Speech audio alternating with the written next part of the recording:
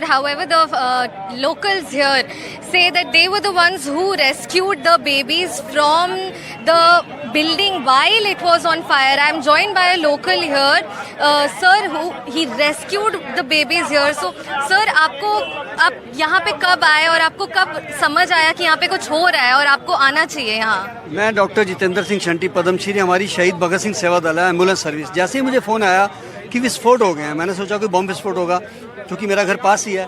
तो हम लोग 2-3 एम्बुलेंस लेके आए तो देखा तो यहाँ तो भयंकर आग थी और पूरा ये शमशान बन चुका था।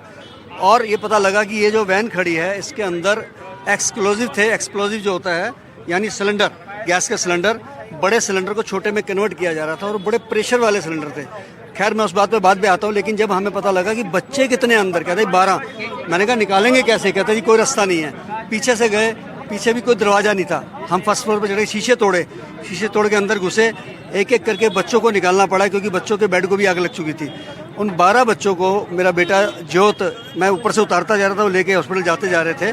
और जब लेके गए हॉस्पिटल में तो पता लगा कि 6 बच्चे मर चुके हैं। इस बीच में दिल्ली फायर ब्रिगेड आई थी क्या जब आप रेस्क्यू कर रहे थे बच्चों को, आप और आपकी टीम?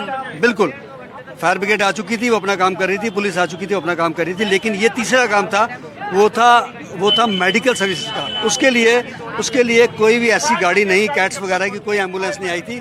इवन देन 4 घंटे तक नहीं आई, जब तक हम लोग यहाँ थे। सारे बच्चों को भेज दिया, डेथ हो गई, सब कुछ हो गया, लेकिन कैट्स यहाँ पे गाड़ी नहीं आई। फायर ब्रिगेड और पुलिस आ चुकी थी। हमने अपना काम जो बनता था शहीद भगत सिंह सेवा दल का, कि बच्चों को उनको वहाँ पहुँचाना गंतव्य में। कॉज ऑफ डेथ क्या लग रहा है आपको यहाँ पर जब आप कल इस समय आए थे? सांस घुटने से बच्चे मरे हैं और जलने से भी। जो 6 बच्चे मरे हैं पूरी तरह झुलसे हुए थे, और जो बचे भी हैं उनमें से भी एक आईसीयू में डालना पड़ा। उन बच्चों के भी हाथ पर जले हुए थे। और आग लगने की क्या वजह हो सकती है यहाँ पर? इसमें जो पहला विस्फोट हुआ है, जो सिलेंडर वो भर रहे थे, पहला सिलेंडर बिल्कुल बम की तरह अंदर गया है, अंदर जाके फटा है, उससे आग लग गई है। दूसरा ITI कॉलेज में गया है, तीसरा फाटक की तरफ गया है, चौथा B ब्लॉक की तरफ गया है। 4 सिलेंडर फटे हैं। मेन वजह ये वैन है। इस वैन के अंदर वो एक्सप्लोजिव लाए गए थे।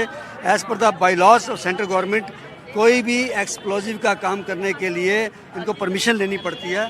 लेकिन मैं हैरान हूँ कि 150 गज के मकान में इतना बड़ा ये काम चल रहा था, जिसके ऊपर शायद कहीं कुछ नहीं था। Thank you so much for joining us, sir.